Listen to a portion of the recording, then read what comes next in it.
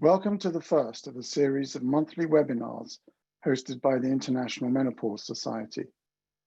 I am Nick Panay, General Secretary of the IMS, and I will be chairing this webinar on menopause hormone therapy prescribing, the do's and don'ts.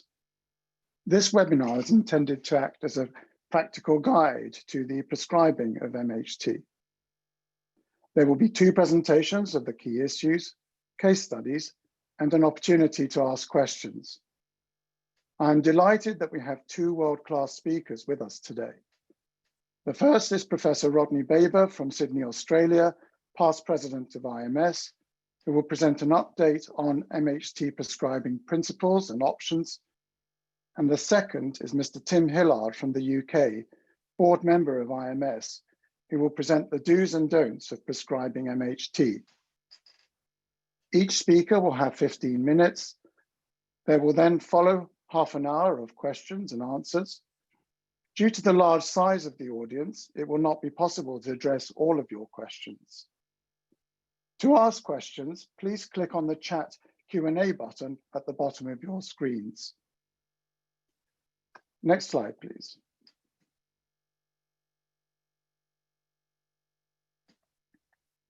Before we start, we would like to extend our gratitude on behalf of IMS to Bezan Healthcare for supporting our series of webinars through an unrestricted educational grant. I should emphasize that Bezan had no role in the selection of topics or speakers and have not reviewed the content of the speakers' presentations. I would now like to ask Professor Baber to share his screen and give his presentation.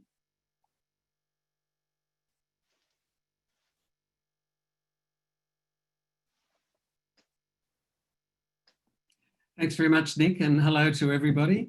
Good evening from down under. I hope you're all wide awake on the Northern Hemisphere and enjoying the world and a bit of escape from lockdown.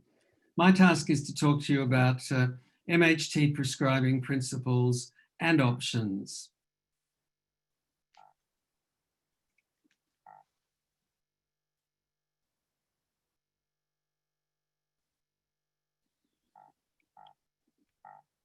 But I can't move the slides. Yes, I can. These are my disclosures. And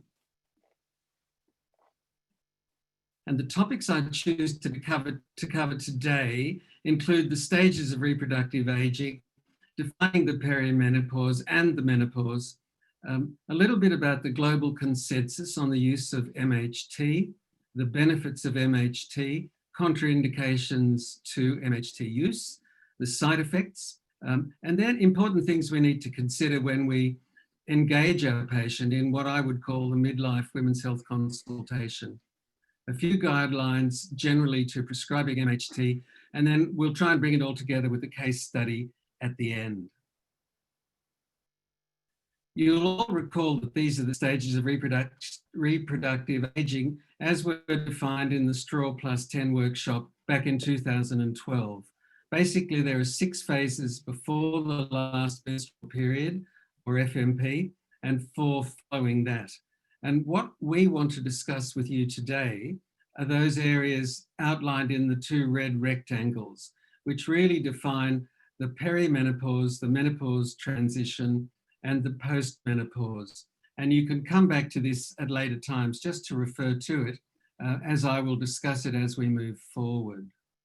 But the critical definitions for us to recall today are the perimenopause, which marks the beginning of the menopause transition and starts with menstrual irregularities of more than 7 days between consecutive cycles, over that last menstrual period, and then continuing for the next 12 months. It is after that 12-month period that the menopause is said to have occurred.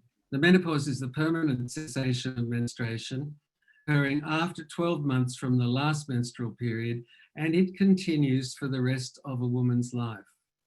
And both perimenopausal and menopausal women may experience and seek treatment for a variety of symptoms which are related to estrogen deficiency.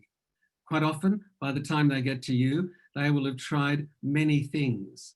But we know from research, from meta-analyses, from Cochrane systematic reviews, that the most effective treatment for menopausal symptoms is menopausal hormone therapy. Menopausal hormone therapy has been around for nearly 80 years, and it would be fair to say it's had its ups and downs. It's had good times and it's had some pretty bad times too, and many of you will remember the dramas associated with the Women's Health Initiative in its initial releases. But now we have a clear consensus agreed upon by experts from all over the world, and these are the key motherhood statements, if you like. The principal indication for MHT is the alleviation of troublesome vasomotor symptoms, but it should be part of an overall strategy aimed at improving midlife women's health. The dose and the duration of therapy should be consistent with your treatment goals. There is no mandatory stopping point. Estrogen only is appropriate therapy for women who have had a hysterectomy, but when the uterus is present, a progestogen must be added to provide endometrial protection. If symptoms are confined to the lower genital tract, topical MHT will often suffice. And unfortunately, current safety data do not support MHT use in breast cancer survivors. There are several benefits of MHT. Obviously, the most important one is that MHT will alleviate menopausal symptoms and will do so more effectively than any other intervention. The benefits are greatest and the risks are fewest when MHT is initiated within 10 years of the last period. So the time to initiate is when the symptoms are at their worst. MHT also reduces the risk of osteoporosis-related fractures at the hip, at the spine, and at other sites, and is equally as effective as other interventions which are available. Estrogen therapy may also decrease the risk of coronary heart disease when it's initiated within 10 years of the last period. The data on estrogen plus progestogens shows a similar but less compelling trend. And I believe that that is because many of the studies which have examined that association have used synthetic progestins. There are, of course, some contraindications to MHT. They include a known or suspected estrogen-dependent malignancy, undiagnosed PV bleeding, untreated endometrial hyperplasia, any current thromboembolic event or myocardial infarction, and acute disease, really, acute hypertension, active liver disease, and porphyria cutanea tarda. And there, of course, are potential side effects as well. The short-term side effects include fluid retention, bloating, headaches, and vaginal spotting and bleeding. And the long-term potential adverse effects include thromboembolic disease and breast cancer. The short-term adverse effects are almost exclusively related to dose and to the choice of regimen. I would strongly recommend that you commence with a low dose and titrate up if you need to alleviate further symptoms. If you do that, you will minimize the fluid retention, the headaches, and you will also minimize the vaginal spotting and bleeding. But it is also important for us to recognize and for our patients to understand that unexpected bleeding is not uncommon during the first 6 months of treatment. And it is not a sign that something terrible is happening. It's a sign that they should know that this is going to be something which will pass as time goes on, but must be investigated if it persists beyond 6 months.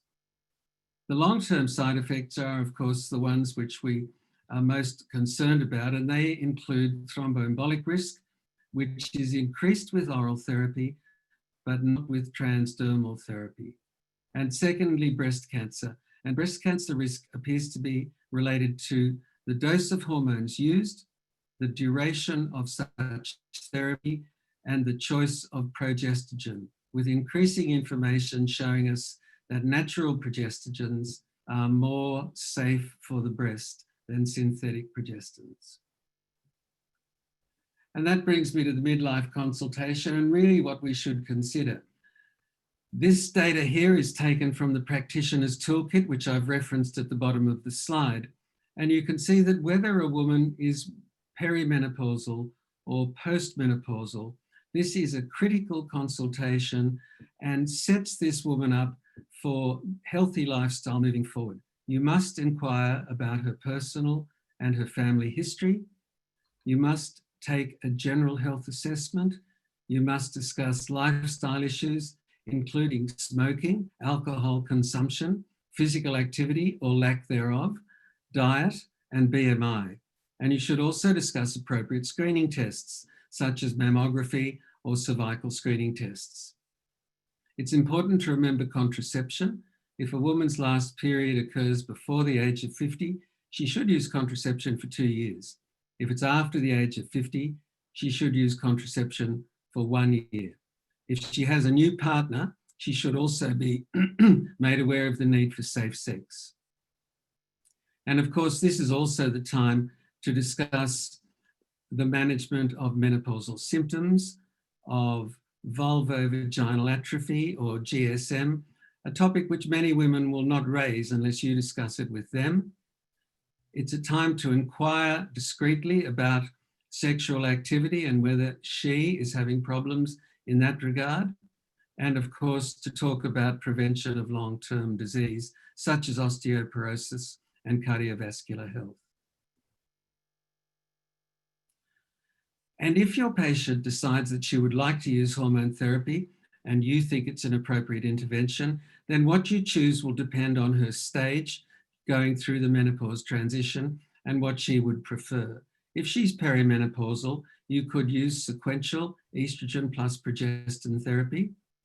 You could use the combined oral contraceptive if it's not contraindicated. And that is really the only option that is going to give this woman a combination of contraception, regulation of her cycle, and alleviation of symptoms. Or you could also use a levonorgestrel intrauterine device, which may well have been inserted to provide contraception or control of heavy menstrual bleeding in the perimenopause and add estrogen as you need to. If she is postmenopausal and still has a uterus, you could use the combined transdermal estrogen and progestin patch, a transdermal estrogen, either patch or gel, plus oral progesterone or the levonorgestrel intrauterine device. You could use oral E plus oral P, or again the LNG IUS, or you could use tibolone, or if it were available, the TSEC. But remember also, if a woman has had a hysterectomy, the only hormone she critically needs is estrogen, and she could use transdermal estrogen or oral estrogen. If she happened to have been using, say, tibolone or the TSEC prior to her hysterectomy and wished to continue, that would not be a contraindication. So let's take all of this and put it through a case presentation. This is a patient of mine, Annette. She's a married woman, she's a banker, she has 3 children, no comorbidities, and an intact uterus. Her physical examination is normal. Her BMI is 22, but she has vasomotor symptoms day and night. She has trouble sleeping, it's interfering with her work. She had irregular periods for 11 months, and she's had no periods for the last 8 months. Her family history is unremarkable. She's tried everything else there is, and she said to me, I just need hormones. And it's perimenopausal. The history in this case makes the diagnosis. We don't need to do any blood tests to prove this diagnosis. We should discuss appropriate screening, as I mentioned before, and we need to discuss contraception and lifestyle measures. She's keen to use hormones, and the options would be, as I mentioned a moment ago, sequential hormones, the IUS plus estrogen, or the combined pill. And she has no contraindications to any of those interventions and could be prescribed any one of them, or oral or transdermal therapy. As it turned out, she chose to use transdermal estrogen with oral progesterone for 14 days each month. That will give her a regular withdrawal bleed and minimize the risk of breakthrough bleeding. I told her she should have at least an annual review but to come back sooner if she had any problems. She came back 6 months later. She was happy. She'd had no bleeding except for her monthly withdrawal bleeds, and she was getting sick of those. She's now postmenopausal by definition, as her last real period was more than a year ago. And she said to me she wanted to change to continuous combined MHT. I thought that was a fair thing. So we switched her to use transdermal patches and micronized progesterone capsules, which seemed like a good idea. But 7 months later, she rang me and said she'd had some unexpected PV bleeding. And its bleeding is beyond the range which we would say was reasonable and expected. This is unexpected bleeding, and you must order a transvaginal pelvic ultrasound on a patient in this situation to exclude endometrial thickening. Thankfully, on this occasion, an ultrasound done by an expert gynae ultrasound practice showed normal ovaries, a normal sized anteverted uterus, and a nice thin 3 millimeter endometrium. So I was able to reassure Annette that there was no evidence of endometrial hyperplasia, and I told her that she should come back to see me if she had a recurrence of her unexpected bleeding, but otherwise annually. I'm pleased to say I haven't seen her for the last 11 months. Further information on this can be obtained from the IMS website, from the Australasian Menopause Society website, and both of those websites also have information sheets which you can download for free and use for yourself for further information, or also for your patients. Thanks very much, Nick. Rod, thank you very much for that excellent presentation. So I would now like to move on to Tim Hillard's presentation, and then we will take questions. And can I remind people to use the chat button at the bottom of the screen to ask their questions. Please don't be shy.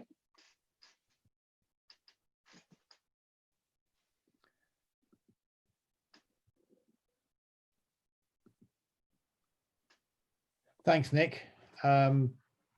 So I'm going to build on what Rod has been talking about by talking a bit more in detail about the do's and don'ts of prescribing. These are my disclosures. And the topics that I'm going to cover is really how to choose the right MHT, whether to use cyclic or continuous, and then selecting the right estrogen, the right progestogen, how to troubleshoot when things don't go well, and what we do about treatment review. And again, round that off with a case study that illustrates some of the points we've discussed. So the first thing is, as Rod has said, the most basic thing is to simply ask your patient whether or not they've had a hysterectomy. If they've had a hysterectomy, it's pretty simple. They need estrogen as the main form of treatment, and you can choose which option you want, which we'll come back to in a minute. If they have a uterus intact, then it's mandatory to consider using a progestogen, and the progesterone can be given either in the form of an intrauterine device or orally or as part of a patch combination, and you can choose the estrogen combination that goes with that. And again, we'll go through that in a bit more detail. But essentially, that is the basic starting point for any prescription of MHT. And only if you run into problems with that do you need to consider more complex things like implants, which are mentioned at the bottom. So looking at the different MHT regimens in a slightly different way, this helps to understand how you are going to build up your hormone replacement. So again, on the top, if they've had a hysterectomy, it's simply you give estrogen, which is in blue. If they're postmenopausal, then it's a no-bleed preparation, which is the preferred option, and that is a continuous estrogen and continuous progesterone. If you have somebody who's perimenopausal, then you need to be looking at giving them most likely a cyclical bleed combination with continuous estrogen and progesterone added for 12 to 14 days each month.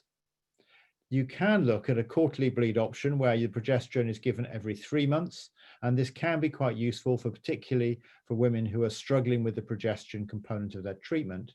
But it is important to recognize that in this group, you can get irregular bleeding during this 2.5 months before the progesterone is added, And there is an increased risk of endometrial hyperplasia if this treatment is continued for any length of time. So it's certainly not a long-term option, but can be a useful shortish term option.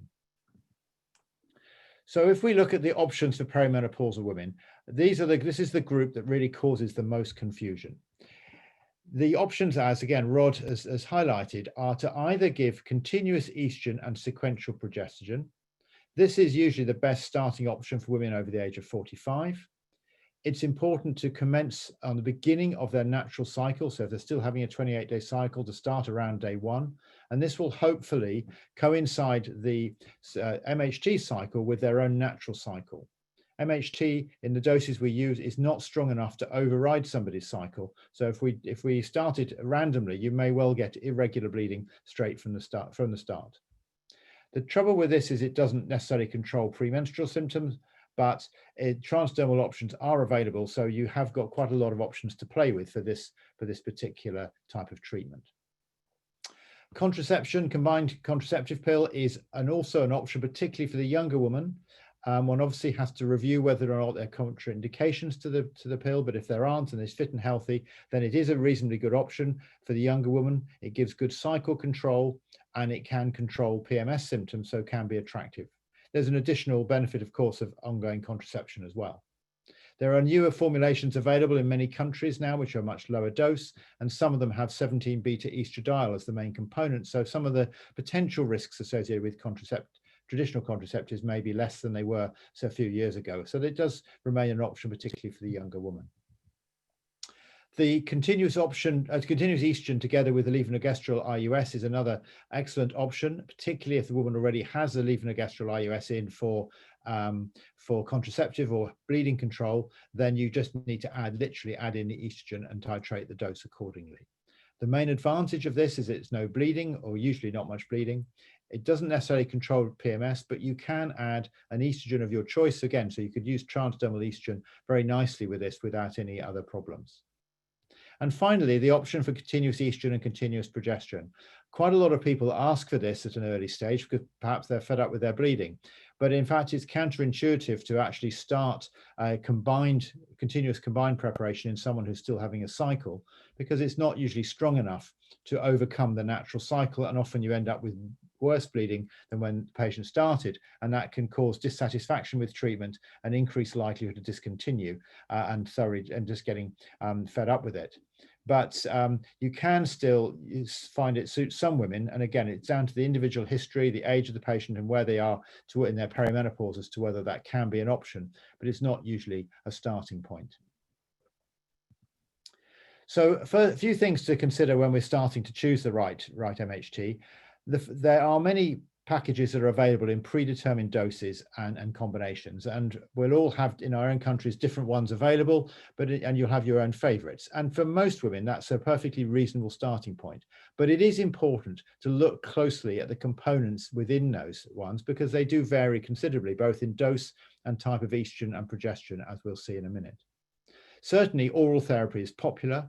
It's very easy to use. Most patients know exactly what to do if you give them a tablet. Most of the packets have, it's very intuitive how to follow and take the tablets day by day, and it's very convenient. So for many women, it is a good option, and it's important to get them on board when you're trying to start a treatment to get them to continue with the treatment.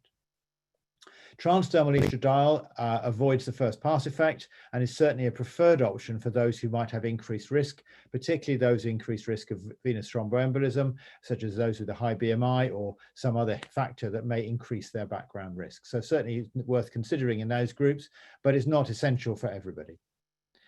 One of the downsides of the transdermal therapy is it's only really available in one strength. Although it is available cyclically and continuously, you don't have a huge amount of choice if you're just using a patch, but there are other ways around that, which I would demonstrate in a minute. So a good starting option is one of these fixed oral combined treatments that you may have your own favorite, and that's certainly reasonable as an initial starting point. But if you're running into problems with symptom control or side effects, then you need to look to break down the MHT into its constituent components. We look at the estrogen and the dose that you can choose, and you look at the progesterone, the dose, and then you mix and match. And this may mean writing 2 separate scripts to get the right balance, but it's important as a menopause specialist to be able to understand this and to work your way through it. So if we look first of all at the estrogen that are available in MHT products are listed here. There may be others in different countries, but these are basically the main ones that are available. They are 3 oral combinations and 2 transdermals. There are also different doses. These are roughly the sort of doses we would consider low, moderate, and high. So if you take an 17-beta estradiol tablet, we'd start with a 0.51 milligram tablet, and a 2 milligram is considered a high dose. There are patches at different strengths, and there's also gel which can be used. As Rod said, it's important when we're starting treatment to start with a low dose and build up gradually. Many of the risks and concerns and side effects with MHT are associated with dose. So if you start low and build up, then you're less likely to run into problems initially. And it's a good pharmacological principle to always stick with the lowest effective dose that you can manage. It's important to recognize that younger women often require higher doses, so that those women under the age of 45 may well require a higher dose, and it may be necessary to go above our recommended higher doses here for certain individual women, but that should only be done in consultation. Similarly, if you've got an older woman who's starting MHT, she may need a much lower dose, and you could start with one of these doses or even lower than this initially and build up very gradually. But if someone's not had estrogen for a number of years, then they may be more prone to getting side effects when you reintroduce estrogen. So it's important to start slowly. Another important point with low dose is to remember that there may not be enough to relieve the VVA symptoms. So additional vaginal estrogens may be needed on top of the standard systemic MHT. We will be discussing VVA symptoms more in the next webinar, one of the forthcoming webinars in August, and more details of that in due course. So having selected your estrogen, it's now important to look at the progesterone. And first of all, I'm going to start with the sequential progestogen. So these are the ones that are given for 14 days each month. Again, you will select your progesterone depending on either the individual product that you can prescribe or what's in the combined combination that you've got available. And again, majority of these are oral, although norethisterone is available in the transdermal patches as well. These are the doses that we would normally recommend as the minimum dose if you're using with a low dose estrogen, and the higher the dose of estrogen, then you really ought to increase the dose of the progesterone correspondingly to make sure you get full cycle control and reduce the risk of endometrial hyperplasia. It's important to recognize that different progesterone groups have different side effect profiles. So the norethisterone norgestrol type group have certain side effect profiles, where dydrogesterone and micronized progesterone may have different side effects. And just because a patient is getting side effects with one type of progesterone doesn't mean to say she'll get them with the other. So it's worth looking at the progesterone and, if necessary, changing the progesterone to find one that suits her better. If they have continuing problems, then you may be able to reduce the length of progesterone from 14 days down to 10 days a month, but need to be aware of the dosing and make sure that you're still getting good cycle control.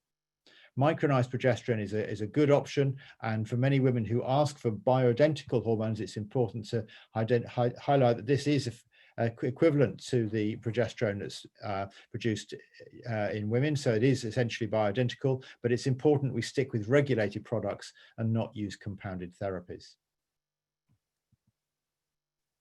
If you're looking at continuous progesterone, again, the same progesterones are available. And in addition, we have drospirenone available, which isn't available in a sequential combination. And also, of course, you've got the levonorgestrel intrauterine system, which can be prescribed at any age and gives good cycle control, as we've discussed before.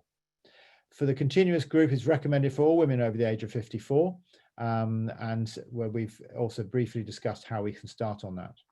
The benefit of a continuous progesterone is it allows a lower dosage to be used, which reduces cyclical fluctuations, so that may reduce progesterone-related side effects.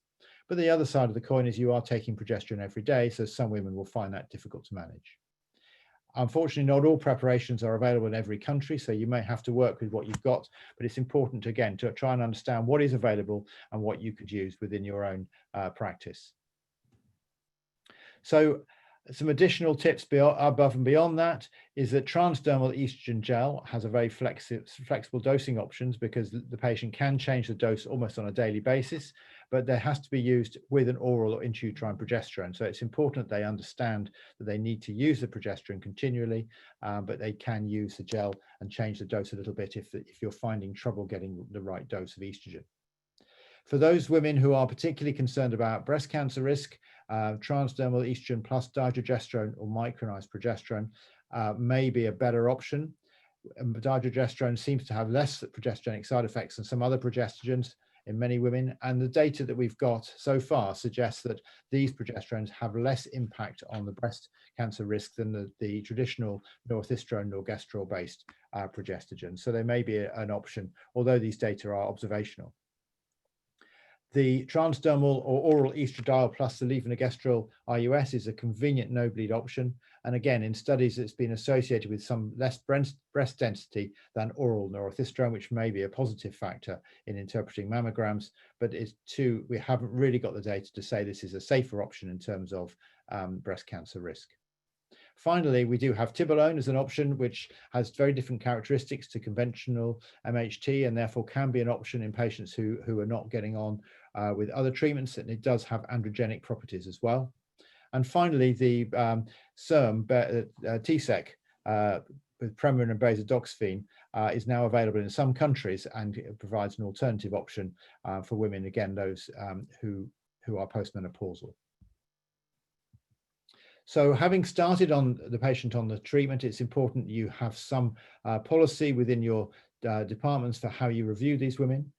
Usually it's recommended that this is done at around 6 to 8 weeks as an initial review to see if they're getting symptom relief, to check that they're not getting side effects and any particular queries or concerns that they may have. It's very important that that patients understand that they've got somewhere to come back to if they have concerns, because so often women start treatment if they have a problem and they don't know where to turn to, they will just stop taking it and not get the benefits longer term. So some form of review, whether it's with yourself or with a primary care physician or with a specialist nurse or whoever, is important to build into the initial pathway. And then once they're set up, a review again at around 6 months, and then again at 6 to 12 months. What we've found in our own practice in the last few months with the unfolding situation around the world is actually nearly all these consultations can be safely done over the telephone, and the number of visits one has to have to the hospital now are significantly reduced, and this is quite possibly a way that we can move forward in the future. So I'm just going to bring this together with a case history of a patient I saw recently. This is a 47-year-old lady who works in a supermarket. She's had 3 children, a partner's had a vasectomy, and she's up to date with her smears. She's basically fit and healthy, but she is a little overweight with a BMI of 30. She presents with severe vasomotor symptoms, which are disturbing her sleep. She flushes during the day. She finds it very embarrassing, and she gets very hot and sweaty, and she feels like she's going red when she's on the checkout counter, and she finds it very, very difficult and embarrassing when she's at work. On close questioning, she also reports classical symptoms of joint aches. She's got increased anxiety and mood changes, particularly in a few days before her period. She's still having a more or less regular cycle that's become a little bit erratic over the last 12 months or so, and the last period was 3 weeks ago. So the diagnosis based on her age and the symptoms that she's perimenopausal. We don't need to do any complicated tests to make the diagnosis. It's pretty obvious, as Rod said in his presentation, that this is a fairly straightforward diagnosis.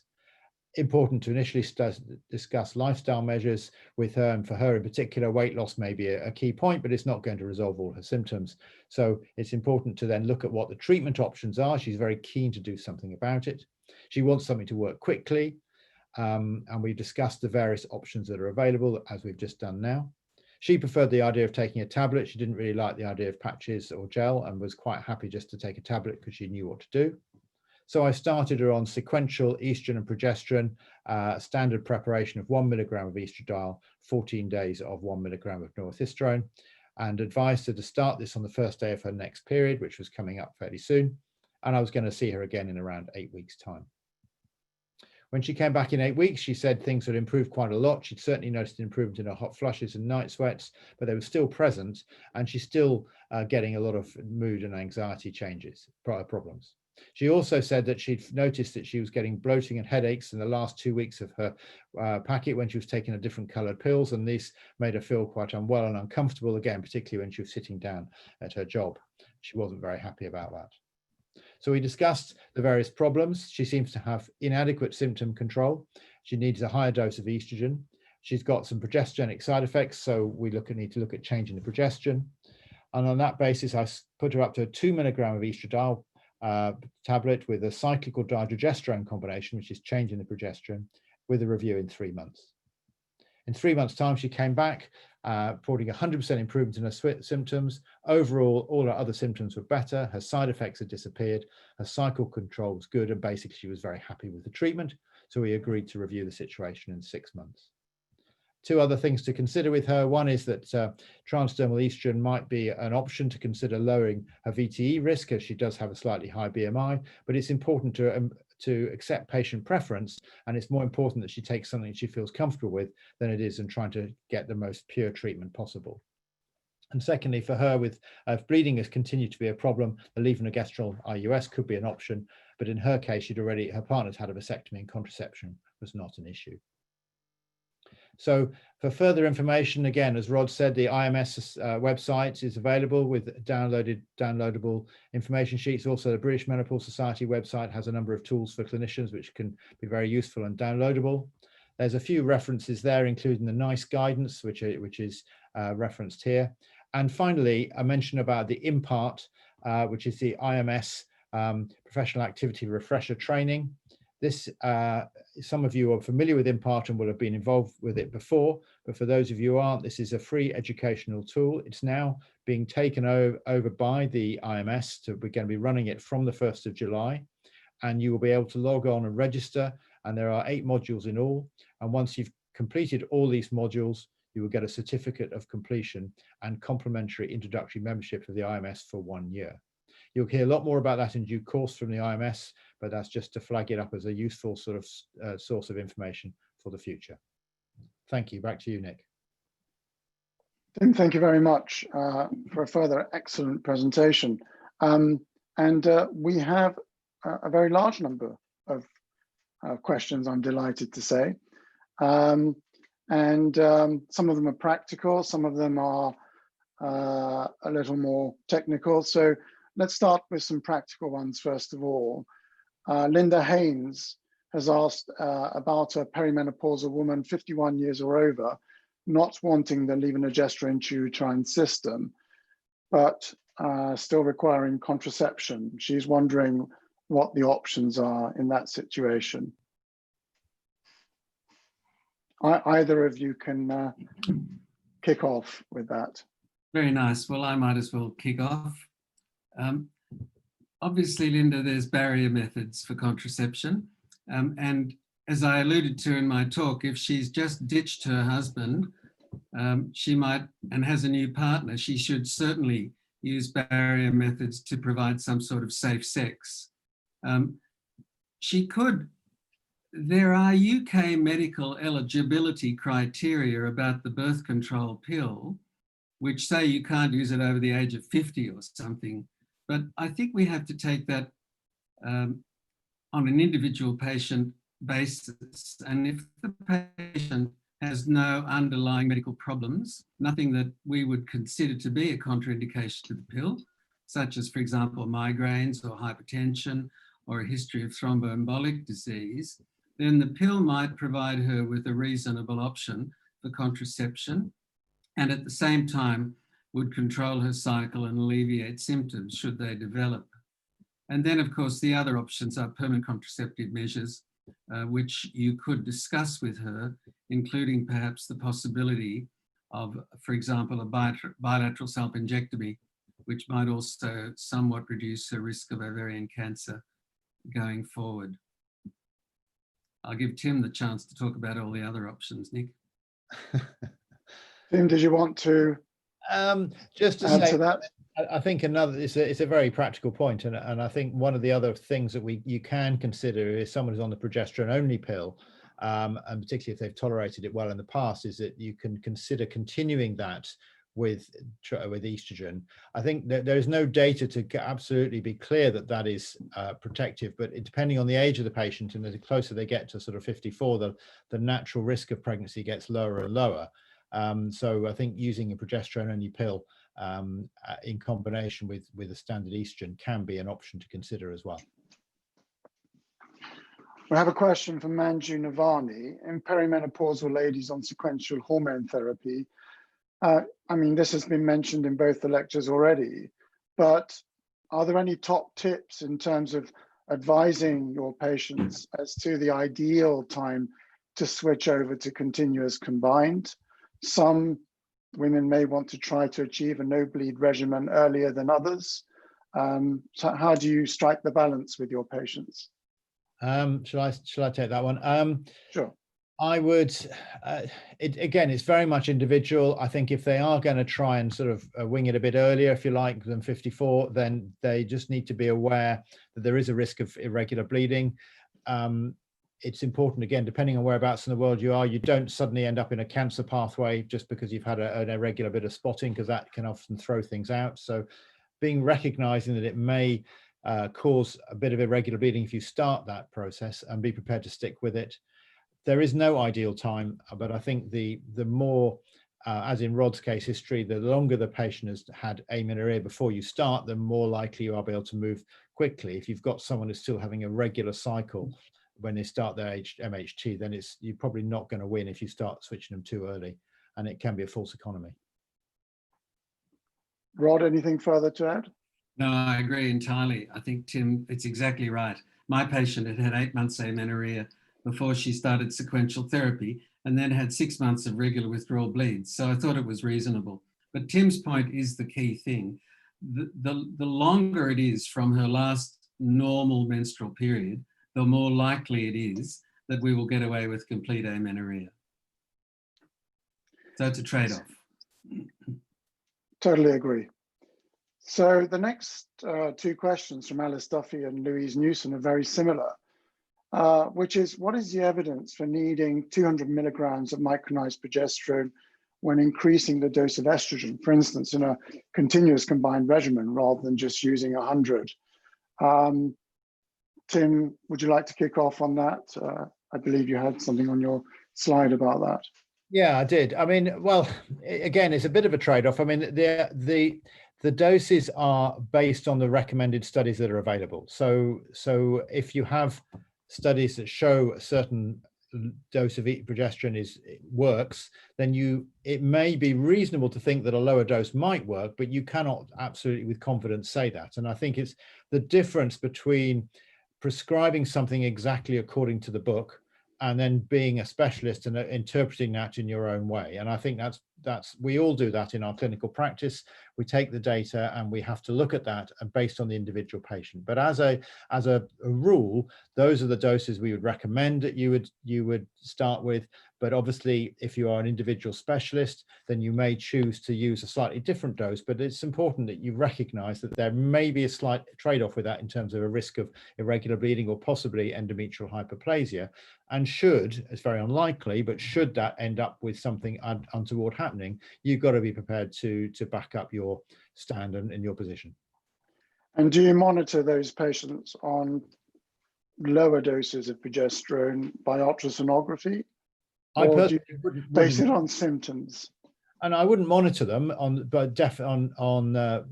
ultrasound, but I would keep them under review. I would not be as a specialist, wouldn't be discharging someone on a suboptimal dose of progesterone back to somewhere where I don't know how they're going to be monitored, if at all, in the future. And obviously, again, as Rod has highlighted, if they have irregular bleeding, that needs to be investigated. And Elisa Pinhat has asked, is it okay to administer micronized progesterone vaginally? Well, yeah, I mean, sorry, Rod, do you want to go? You carry on, Tim. You can use it vaginally. Again, I think there's some data to say you can use it vaginally. My preference is to continue using it orally as a routine. Again, in the same principle as we talked about with a lower dose, it can be an option that you can use, but there are some caveats associated with it. The patients just need to be aware that it's a little off-piste in that sense. There's a nice question here. Can femoston be given in patients with a BMI of over 30 because digesterone has a lower risk of VTE compared to others? And again, that's from Manju Navani. I think this comes back to Tim's point about patient preference and patient selection. In somebody with a BMI of over 30, you would probably prefer to use dermal therapy. But there is indeed a slightly lower risk of thromboembolic disease associated with diprogesterone, and that combination certainly has a low relative risk of causing thromboembolic disease. So it's low dose, and I wouldn't rule it out. I would try to encourage the patient to use transdermal therapy, but if her preference was for oral, I'd use it. And Dr. Shaliga Bhatnagar has asked which is better, either micronized progesterone or dydrogesterone? Well, I don't know, Rod may have a different view on this. I prefer dydrogesterone if we could have it. In the UK, as you know, we don't have it available as a separate progesterone. I think micronized progesterone has been around for a very long time, and in different forms. I think side effects with it can be greater than they are with dydrogesterone, but it's very much personal choice, and I don't think there's a right or wrong answer. Okay. No, I'd agree with that. I think that's a fair answer. We have good data on micronized progesterone in terms of its effect on the breast and on thromboembolic disease. We can't get dydrogesterone in Australia either, unfortunately, except with great difficulty. But it is a very good oral option, and obviously we can give it in much lower doses. Corinna Niamatu says, thank you for the excellent presentations.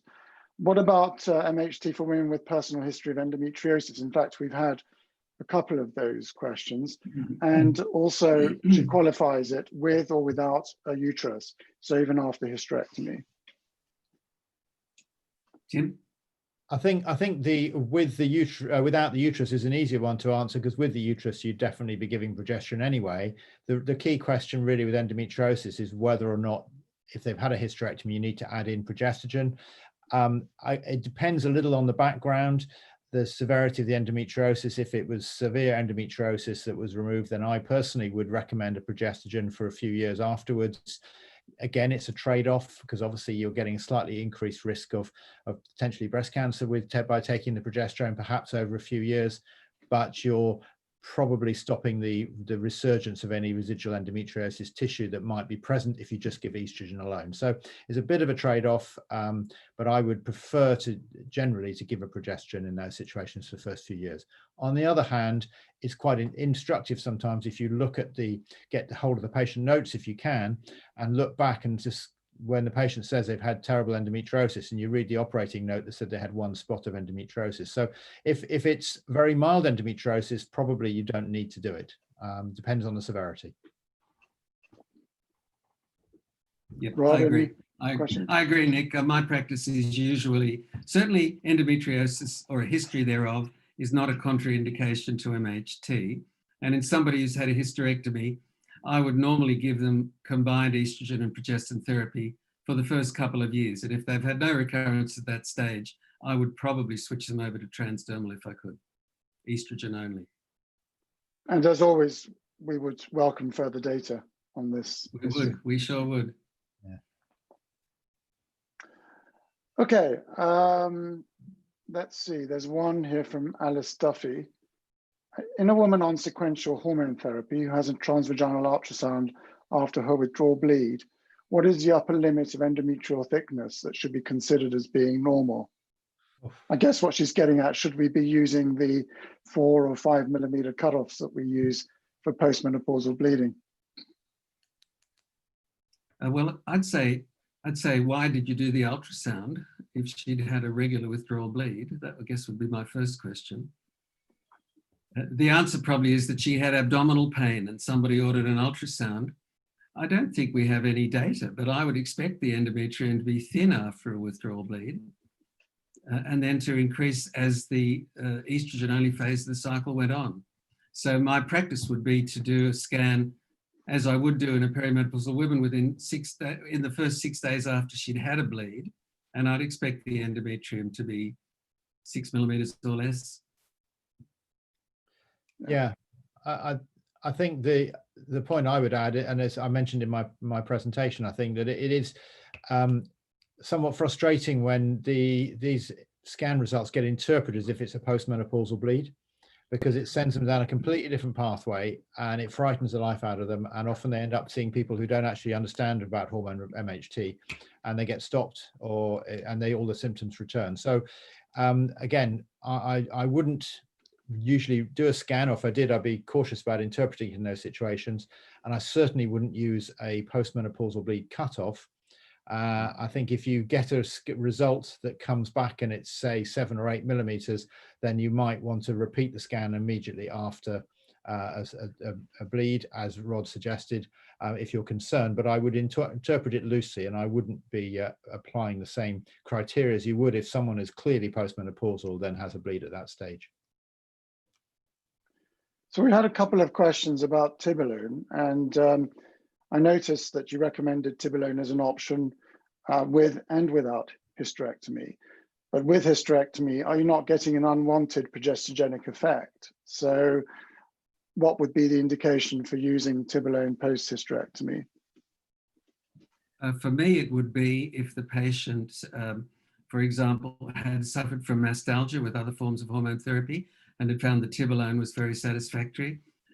For people who had particularly dense breasts, because I know Tibolone is not going to change their breast density, they would probably be my main indications. But I also work on the if it isn't broken, don't fix it theory. And so if I had a patient who had been on Tibolone and very happy, but had then had a hysterectomy for some other reason, then I wouldn't automatically just change her to estrogen. I would agree with that, and the additional benefit Tibolone may have is on libido, so that can be another consideration. But we'll obviously discuss that more in the next webinar next month. So we're going to get a little bit more technical now and very topical, I think. Professor Sunila Kandawal, who you may be familiar with, is one of our esteemed board members of the International Menopause Society. Use of MHT in times of COVID, special precautions in treatment and instructions to patient in the context of VTE risk. Clearly, we don't have data on that, but what would be your views on that situation where somebody potentially has a higher VTE risk? We know that COVID has a vascular effect. Should we be cautious in that situation? My view would be if you were going to have a patient who you're concerned about, you'd be using transdermal therapy anyway. There's pretty convincing observational data to show that VTE risk is not increased beyond baseline if we choose to use transdermal estrogen and say dihydrogesterone or micronized progesterone. So I would be focusing more on other measures to reduce that individual woman's risk of thromboembolic disease. For example, getting a bit of exercise if she could, making sure that she didn't put on unnecessary weight, watching her diet, giving up smoking, all those things. If you put all those other incidental lifestyle factors, many of those will reduce the risk of VTE more than any form of hormone therapy can possibly increase it. Tim, any comments? Yeah, well, I think those are all valid, very, very valid points. I mean, I think the other thing I certainly wouldn't recommend she stops the treatment because of the current situation. There is some limited suggestion, I know there's ongoing trials looking at it, about whether estrogen may have some protective effect against COVID. We don't know the answer to that yet, but there's some speculation of that. But the other factor which I think is important is being able to have access to appropriate care, because certainly even in the UK and some during the height of the pandemic for us, a lot of normal services were stopped, and therefore getting diagnostic help or getting even specialist advice has been quite difficult. So I think there is an element of being able to try and safeguard looking after your women when the situation is at its most critical and that other services are stretched. And how you do that, that's very much a big challenge for all of us, but it's going to be very much down to local structures. I had a patient who, during the height of the COVID pandemic, insisted on having a menopause consultation, because she said, well, if I'm feeling hot and sweaty, how do I know it's not COVID? So if you treat my hot flushes, then at least I can stop worrying. Did it work? Yes. Very much so. She was a new woman. So we have a question from Lee Shawman. Good morning, everyone. What about hormone therapy for women with triple negative breast cancer? And perhaps we could take that in the sort of wider context of what we feel about women who perhaps do have a higher risk or past history of breast cancer, but have intractable symptoms. Do you have patients like that you would give off-label MHT to? Yeah, Wow. that's correct. I think these are the most difficult women to treat. They have many of them have terrible symptoms, and the options that we have to treat them at present are suboptimal.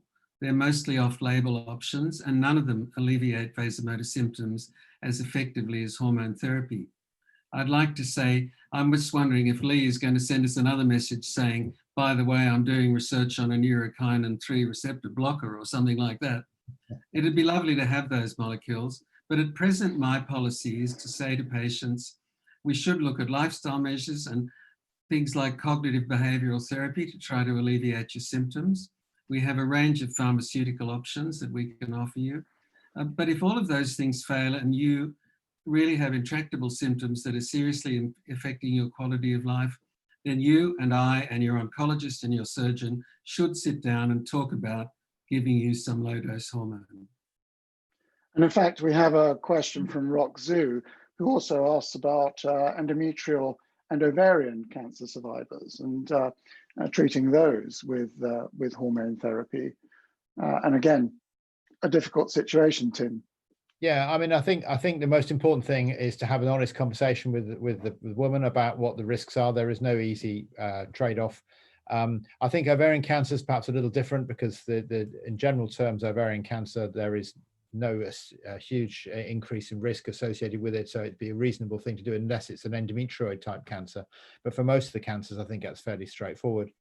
But for endometrial cancer and for the triple negative breast cancer, again, one has to be very cautious, try and look at all the options one can think of, which are going to be realistic. But if the patient is left with debilitating quality of life symptoms, as some of them are, then I think, these are not, prescribing MHT off-label is not out of the question at all. You'd go for one of the options that seems to have the lowest potential risk and at a low dose and keep them under close surveillance. Then we've got a couple of questions on managing risks in patients who require MHT. Juan Orellano has asked, what is the appropriate hormone therapy in a diabetic perimenopausal woman? Would you like to refer to that? Again, it depends on the background scenario, but I think in general terms, probably the transdermal therapy is going to be a better option. Not all diabetic women have a high BMI, but some of them do, and therefore that's an increased VTE risk. So first of all, you're going to be looking at keeping that risk to a minimum. The impact of the different estrogens and progestogens on blood sugar control can vary. In general terms, transdermal therapy seems to have less of an impact than oral therapy. So I think in preference, I would use a transdermal therapy, but be aware that, again, this can be a little bit idiosyncratic. Some patients will respond in different ways than you expect. So you just need to keep an eye on their blood sugar control. Which often does improve if you get the hormone therapy right. You can do. Yeah, that's right. I agree with that. I think Tim's right, but the critical point is the one you made, Nick, which is that generally speaking, insulin resistance will slightly improve with estrogen therapy. We've got hundreds of questions coming in and a very limited time, unfortunately. There's one here from Chi Yu from China. Hello. My question is, what will be the choice of MHT for carotid plaque was found? So somebody with arterial disease, how would you go about treating them, if at all? A good question, if at all. I think, can I just do this in 2 points? First of all, Chi, the best data we have really is still Michael Adams' data, I think, on the macaque monkeys, which showed very clearly that estrogen reduced the progression of plaque, that synthetic progestins attenuated that benefit, and that micronized progesterone did not attenuate the benefit. But I think for somebody who has pre-existing cardiovascular disease, they're very difficult patients to treat.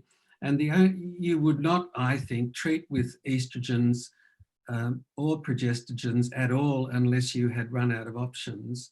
And then I would use the lowest dose transdermal therapy that I could, and I would stick to body identical hormones. Anything further to add on that, Tim? I agree. I think if you found that they got a plaque, then the first question is they probably shouldn't be. You'd be looking at why they got the plaque before that you add in MHT and deal with that first. And I think we'll just finish on the question that many people have asked and many people ask all the time, which is about duration of use. The recommendations now that we don't put arbitrary limits on duration of use. Perhaps both of you could give a little potted summary, if you like, of how you approach the duration question with your patients. You can go first, Tim. Okay, well, look, I mean, the first thing is when patients start on MHT, you don't tell them it's for a set length of time, it's for as long as they need it, but then equally reassure them they don't have to take it for life. Some women are quite worried about having to take it for long periods of time. So it's really about getting them over usually what is a difficult time in their life. And that may be, for most women, maybe 2, 3, 4, 5 years before, and by then things settle down. So for the majority of women, symptoms will subside in that time. But there's absolutely no reason why they should stop it if they're getting ongoing benefit just when they reach a certain age. And so there's no time point, but I would recommend reviewing it at around the age of 60 to see what the evidence is at that stage, because it will obviously change over the coming years, what their own personal situation is, and often whether they need to change the dosing or the combination or the regimen they're on, depending on their own circumstances. Yeah, that's a very nice summary, and I agree. My pet bugbear is people telling me they've had to stop because they've been taking it for 5 years. So I would strongly support Tim's point that we don't tell them that there is a stopping point. My own practice is to suggest to patients that the best thing to do is to start with a low dose, to titrate up as we need to alleviate their symptoms, that I will see or talk to her regularly for the first even 6 months of treatment. And then on an annual basis, she should come back for review. And my practice is to suggest to her that she tries coming off or reducing the dose of the hormones for a few weeks before she comes back to me, so that we can assess whether or not she can manage on a lower dose, needs a different regimen, needs to go back to the higher dose, or can stop altogether. Well, thank you very much. Both very sensible advice there, and I think that reflects our current IMS recommendations. I'd like to thank Rod and Tim for their participation and for fielding the questions, as well as their excellent presentations. And if we could now move on to the next slide, please. As well as thanking our speakers, I would also like to thank Beizan for their support of the webinar. I'd like to thank BT Congress for their technical and administrative expertise. I'd like to thank you, our attendees, for your participation. I would also like you to register for the Impart course, because we think it's a very well acclaimed course, and we think that the 12 months free membership will enable you to become part of the IMS family, and we'd like you to continue indefinitely with that, of course. And we'd also like you to save the date for the next webinar, where the topics will be clinical lessons to be learned from the global consensus on testosterone for women. Our moderator will be Professor Tommaso Simoncini, and we will have, I'm sure, excellent presentations from Professor Susan Davis, current president of the IMS from Melbourne, on testosterone for women. Does it work and is it safe? And Professor Johannes Bitzer, what do you say when your patient tells you they have lost interest in sex? And the final slide, please. And finally, a very warm invitation to our next IMS World Congress, which will be hosted by Professor Susan Davis in the wonderful city of Melbourne. Please do go to the website where you will see further details of the meeting, and we look forward to seeing you all there, hopefully in the not too distant future. So thank you very much once again for everyone, for your attention, for your excellent questions, and we look forward to having you present at our next webinar. Bye-bye.